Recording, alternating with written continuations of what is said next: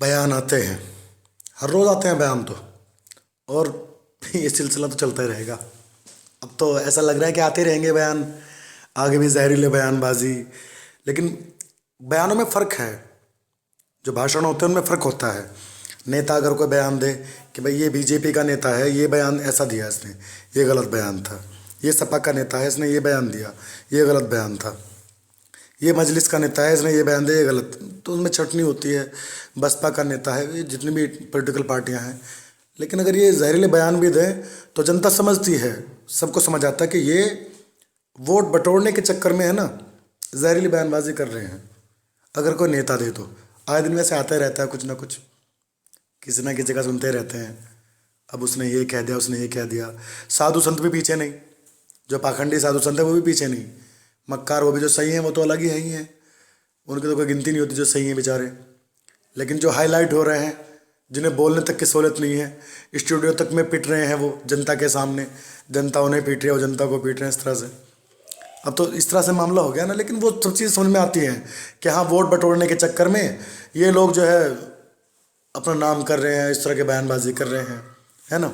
ये सब समझ आता है। लेकिन हाई कोर्ट का अगर जज कहे किसी बात को, मायने रखता है, क्योंकि वो किसी राजनीतिक आदमी नहीं होता। वो राजनीति से उसका कोई मतलब ऐसा नहीं होता जिस तरह से जाहिर कर दिया गया। अब बम्बई हाई कोर्ट का फैसला है, वो हमारी आंखों के सामने है सब कुछ।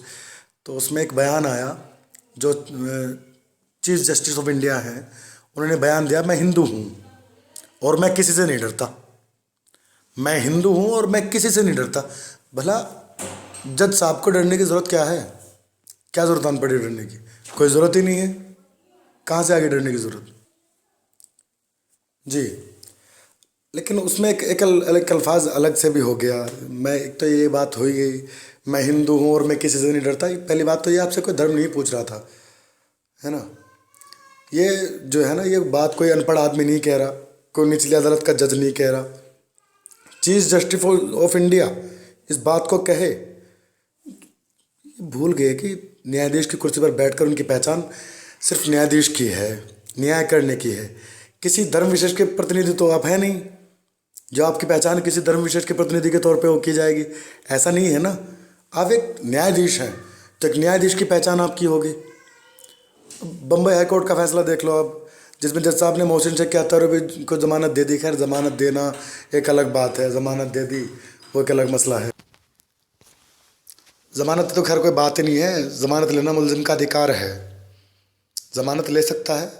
आपत्ति जमानत पे बिल्कुल नहीं है। आपत्ति है तो जज साहब के ज़रिए जो अल्फाज कहे गए, जिन्होंने कानून को तार तार कर दिया। जज साहब किस 76 रुपये की ज़मानत के फैसला सुनाते हैं, इस तरह फैसला सुनाते हैं क्या? और फैसला सुनाता हो और ये कहता हो कि वह तो दूसरे धर्म के व्यक्ति को देखकर भड़क गया था जी, इसलिए बात तो उसके पक्ष में जाती है। तो वह न्यायाधीश न्याय नहीं कर रहा था, बल्कि निर्णय सुना रहा था। और न्याय और निर्णय में बहुत फ़र्क होता है जी, ज़मीन आसमान का अंतर होता है। न्याय करने में और निर्णय सुनाने में बहुत फ़र्क होता है।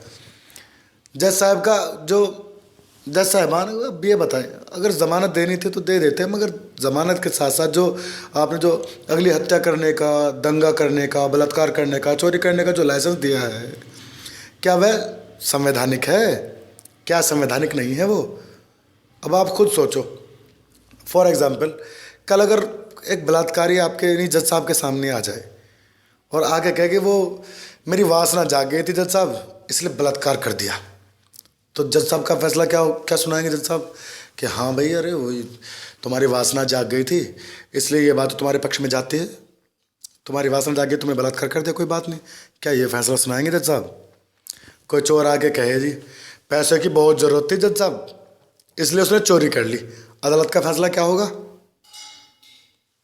कोई हत्यारा आके कहे कि वो सामने वाले के जो कपड़े हैं ना, वो साले ने बहुत डार्क कलर के कपड़े पहन रखे थे जी, मुझे अच्छे नहीं लगे बिल्कुल भी, हत्या कर दी, मैंने कत्ल कर दिया। तो जज साहब क्या कहेंगे? हाँ भाई, तुम्हें दिक्कत तो हो ही रही थी वाकई में, उसके उन्होंने डार्क कलर के कपड़े पहन रखे थे या लाइट कलर के, जो भी कोई रीज़न वो बताए, तो वाकई में तुम्हें दिक्कत तो होगी, है ना, इसलिए ये फैसला तुम्हारे पक्ष में जाता है। मुंबई हाई कोर्ट का जो फैसला है, ये क्या क्या नहीं दबाया जा सकता कि ये अदालत की तौहीन है अगर इस पे सवाल उठाया जाए तो ये नहीं कहा जाएगा कि अदालत की तौहीन है। अदालत की तौहीन तो उस जज साहब ने की है, अपने फैसले में मुलजिम को अगली हत्या करने का संकेत दे दिया, खुला संकेत है बिल्कुल। अदालत की तौहीन तब नहीं होती जब उसके फैसलों को क्रिटिसाइड किया जाए। जब क्रिटिसाइज करते हैं तब अदालत की तौहीन नहीं होती है, बल्कि तौहीन तब होती है, तब ज़्यादा तौहीन मानी जाती है जब ऐसे जजों को न्यायाधीश बना दिया जाए जिन्हें नफरत की दुकान में होना चाहिए था।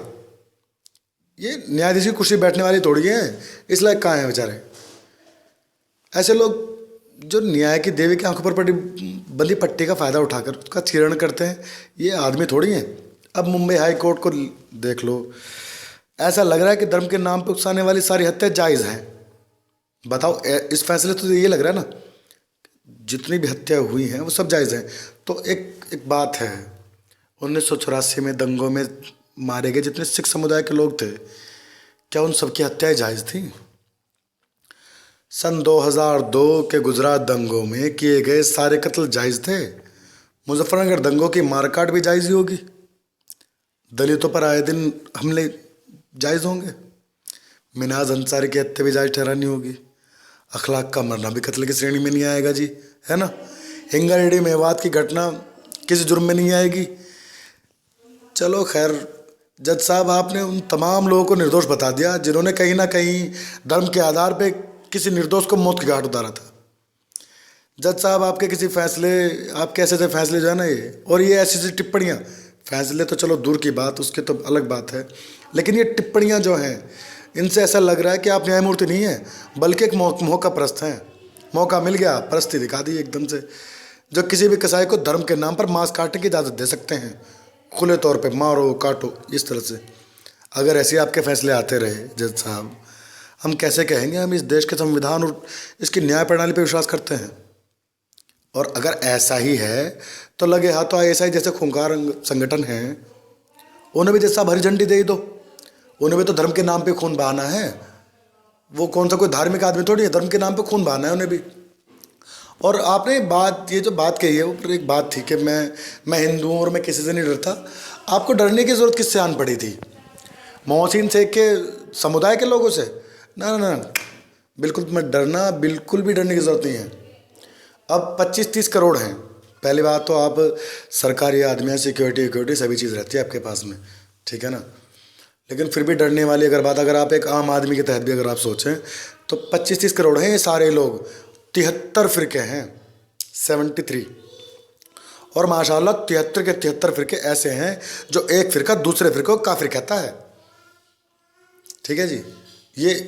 ये कौम की बात बता रहा हूँ मैं इनकी। अभी देख लेना तुम, अभी चित्तौड़ का एक मैटर याद आया मेरे।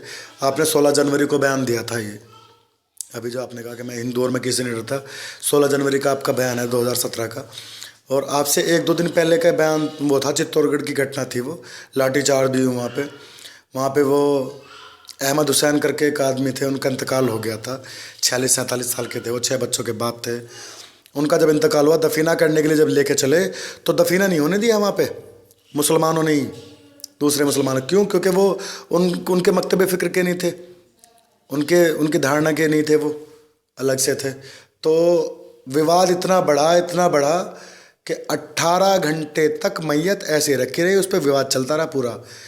आखिरकार थक हार के वहाँ पे लाठी तक चार्ज हुई, लेकिन फिर झगड़ा ज़्यादा ना बढ़े, उन्हीं के परिवार वालों, जो मृतक के परिवार थे, उसके बहनों जो थे, उन्होंने बेचारों ने मैयत को 100 किलोमीटर दूर ले गए और वहाँ पे दफना हुआ। तो इनसे डरने की ज़रूरत नहीं है, इनमें आपस में इतने इख्तलाफ। अब उसी एक ही घटना को ले लें आप, अच्छा ये एक अहमद हुसैन की बात नहीं है, ये सभी जगह का मसला है। 73 जगह डिवाइड है, ये 25-30 करोड़ एक नहीं है। तो इनसे आपको डरने की क्या ज़रूरत पड़ने लगी भला? इनसे ना डरो बिल्कुल भी, ये तो खुद मुर्दार लोग हैं, मुर्दार ही हैं, नमाज के नहीं कुछ नहीं, बस लड़ने में तो फ़िरका मिलता ही है इनको। तो आप इनसे ना डरें, लेकिन बात तो गलत है, जो गलत है उसको गलत कहा जाएगा। वो हमारे बुज़ुर्ग हैं डॉक्टर राहत इंदौरी साहब, उनका वो शेर था कि वो जिधर से गुजरो धुआं उड़ा दो, जहाँ भी देखो धमाल कर दो, तुम्हें सियासत ने हक दिया है, हरी ज़मीनों को लाल कर दो। और वकील तुम, दलील तुम, गवाह तुम, और अब तो मैं कहूँगा कि जज भी तुम। जिसे भी चाहो हलाल कह दो, जिसे भी चाहो हराम कर दो। सब कुछ आप ही का है। सोच समझ के बोलना चाहिए वैसे, और सोचना हमें भी चाहिए। इस तरह के बयान क्यों आ रहे हैं, क्या जाहिर हो रहा है हमें, मज़ा आ रहा है सुन के ऐसा ऐसा।